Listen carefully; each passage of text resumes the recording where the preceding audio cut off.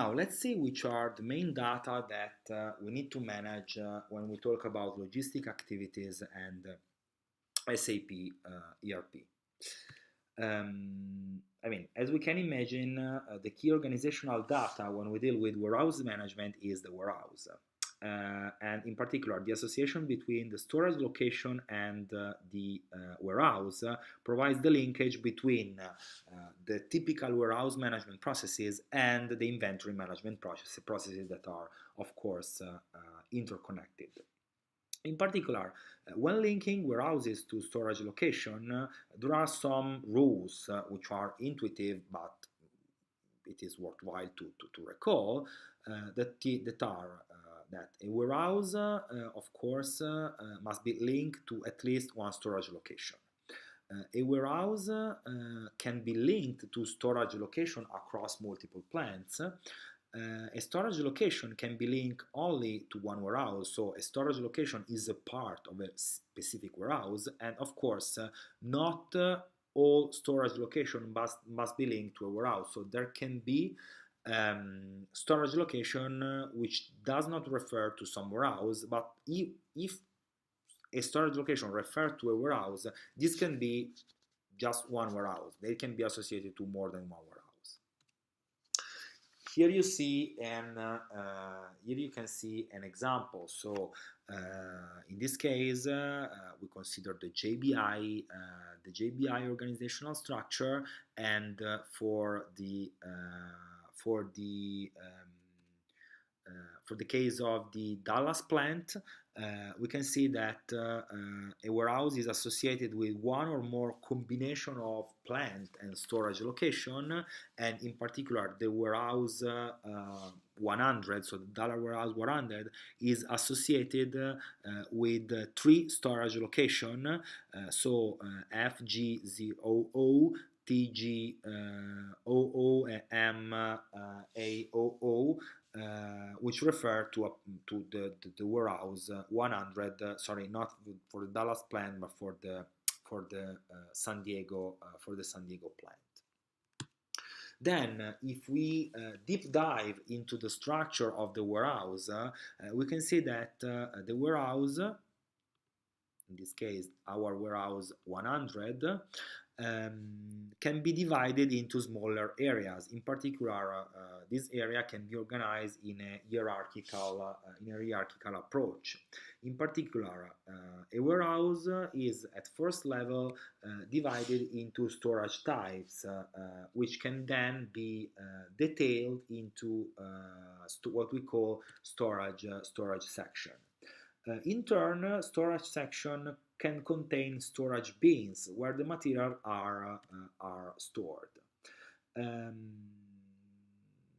Now we will deep dive on that, but note that storage bin are an organizational element of warehouses, but in ERP, storage bin are recorded as master data, but anyway, we need to include them because this gives the organizational overview of warehouses. And please consider that storage types can also be divided not in storage, what we call section, but is in picking areas. Anyway, let's deep dive a bit on what do they mean and which are the characteristics. Let's start with storage type. A storage type is a division of a warehouse which is based on the characteristic of the space, of the materials, or the activity. For example, the spaces in the warehouse can be divided into storage types based on how the material are stored. In these cases, the storage types could be shelf storage, pallet storage, and rack storage, and you see them depicted here. So this is an example of a shelf storage, so where materials is put on shelf, like traditional, like as you will see in retail store. This is a case in which there are no shelves, but there are pallets. So the warehouse use pallet, which are these elements where material is packed and is put on. or you can have a variation of the shelf storage, which is the rack storage. So they are particular type of shelves where rack is present in order to assure that materials condition and material quality is kept during storage. Why we need to differentiate storage area? Because there are cases in which materials may need to be handled carefully. So, for example, in the case of hazardous material, or kept in environmentally controlled areas, like at specific temperatures, or very cold or very heat, and so on. And I mean, when this happens, the storage type classification will reflect this specification, and so they will be recorded in the ERP system to reflect this type of need from the company. Then we have said that storage type can first be detailed in storage section. Storage section group bins with similar characteristics. Example of storage section are fast moving, slow moving, heavy, light, large, and small. So according to the classification that we want to put in place. For example, let's look at the first type of classification: fast moving and slow moving materials. These groups bins according to the pace to which materials are received and shipped out from the warehouse. Of course, the materials designated as fast-moving are placed close to the receiving and shipping areas because they are received very often and they are shipped very often. In contrast, slow-moving materials, which are supposed to remain in the warehouse for a long period before being shipped out and replenished, can be stored farther away because they are slow moving. So this classification helps you understand which type of storage type we need to use, and also where I can geographically locate them. But storage section can also be based on the material weight or size. So if we refer to heavy, light, or small.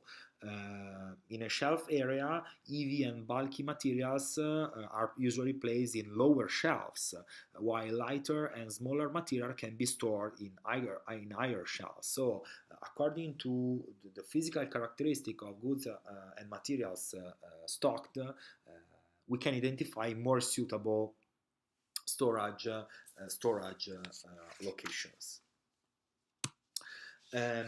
Storage type can be divided into storage section, but also into picking areas. Again, a storage section is a division of a storage area based on storing or putting away materials. In contrast, a picking area is a division of a storage area based on removing or picking materials. So a picking area groups storage bins based on similar picking strategy can be a particular picking area.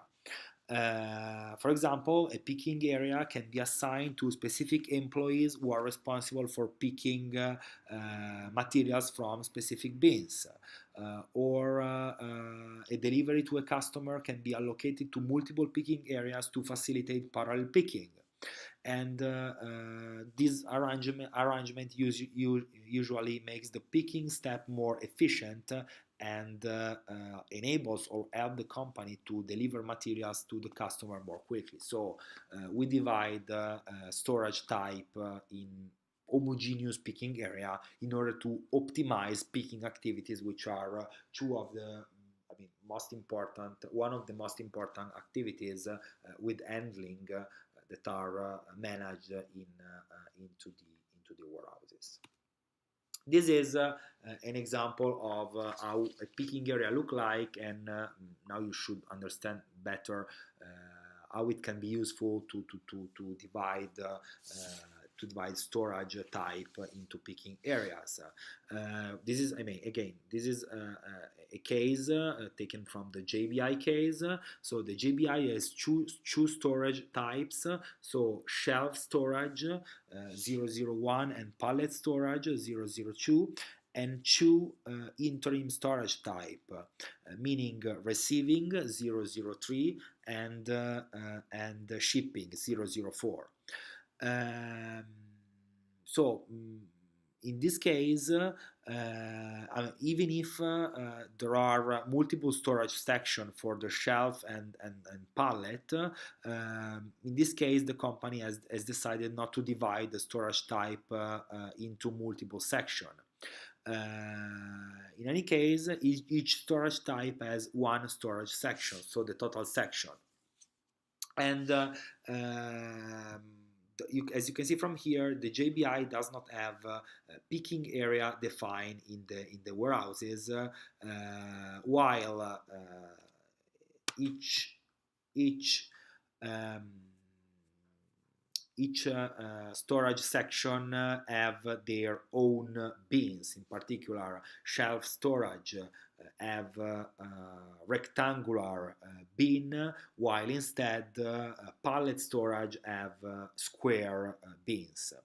And we can see that the interim storage instead do not require bins to be created in advance. So we don't know how bins are defined here, because they can be defined later or in a reactive way according to the type of receiving and shipping activities that we want to manage. Now let's switch to the material master, because if a company stores a material in a storage location that is associated with the warehouse, we need to include data for this material, adding a view that until now we haven't addressed yet, which is the warehouse management view. Remember that master data are defined for specific organizational level, and in the case of warehouse management, the organizational level which are relevant are warehouse, plant, and storage type, as we discussed in brief some minutes before. So warehouse, plant, and storage type are the organizational levels which are relevant for warehouse management. So materials must be defined for each warehouse. So a warehouse data need to be present, while instead plant and storage type can be included optionally if they are different according to what we are analyzing. But anyway, in particular, when we adopt the warehouse management view, there are some data that need to be redefined. First of all, we can redefine the unit of measure, which can be different from the base unit of measure that we discussed when we introduce this type of data. Because, for example, a material can have a base unit of measure in single unit, like, for example, one helmet for production, but be managed in larger quantity, like, for example, box of dozen helmets in the warehouse. So we need to adapt the unit of measure of the goods according to the activities through which these goods will be managed in the warehouse. Then we have also data related to placement and removal strategies, which are typical of warehouse management, because they indicate priority and sequences in which the storage type, storage section, and picking areas need to be searched and scouted for materials. Finally, we have also bin related data, which indicates which bins need to be used to store materials, as well as the minimum and maximum quantities that are allowed to be put in each bin. But I mean, let's arrive to this concept of bin. I mean, what are storage bins, which are, material data in warehouse management. Storage bins are the smallest unit of space in a warehouse. They are the areas where material are physically stored, and they can vary in size from small containers, like for example those for nuts and bolts, to large areas for bulky materials like pallets of soft drink cases or stuff like this. And they can be containers on shelves or designated space on a warehouse floor where pallets of materials are stored. Here you see two examples. So here is a larger bins where tabs are stored, when instead these are smaller bins where just tools to execute some assembly operation on assembly line are stored in warehouse. Of course, storage bins have unique addresses that identify their location in a warehouse that allow to find them very easily. These addresses are frequently based on a coordinate system, in particular in a shelf storage environment. A bin address can include a row or an ISO number, a stack number, and a shelf number that univocally identify this bin. And of course, this number or this type of organization can be different according to the type of bin that we are using. According to how many bin I have in the system, which are the characteristics, and how I can replenish them. Of course, reference number and searching approach can vary from warehouse system to warehouse system. In particular, to conclude the discussion about storage bin, we need to highlight the fact that it may be possible that a bin can be used to store different materials. To distinguish between quantities of different materials, the ERP introduced a particular concept, the concept of quants. The quants, define how materials with the same characteristic are grouped into a bin. So a quant is a specific quantity of materials that have similar characteristics and are stored in a single bin. For example, if road helmets and t-shirt are stored in one bin, of course we will have one quant for road helmets and one quant for t-shirt, saying to the people in the warehouse how many helmet I can store in the bin and how many t-shirt I can store in the bin. This figure, the quadrant you see here illustrates, four cases for the use of quants. In the top left quadrant, here you have one bin, you have one material, and one quant. So here we have one bin, one material, and just one quant. Here instead we have one bin, two material A, material B, each one which is quant. So each material will be characterized by each particular quant. Quant are also used when the same material with different characteristics is stored in one bin. For example, in the pharmaceutical industry, drugs are produced in batches, and each batch has both a specific expiration date and unique batch number. So, when different batches of the same material are stored in the same bin, each batch is identified by a different quant, like the one which is depicted here.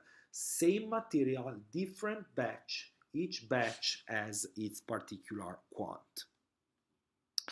Finally, we have the last one, the last cases, we have a bin where we have some quantities of the material, so the same material, but in different status. So you see here that material A is in a restricting use, but we also have material A which is in quality inspection. Again, These need to be differentiated because in the bin we need to identify the quantity of material that is put in unrestricted or can be put in unrestricted use and the quantity of material that can be put in quality inspection. So also in this case, even if we have the same material within the same bin, we will have two different quants for identifying how the material is allocated in this bin.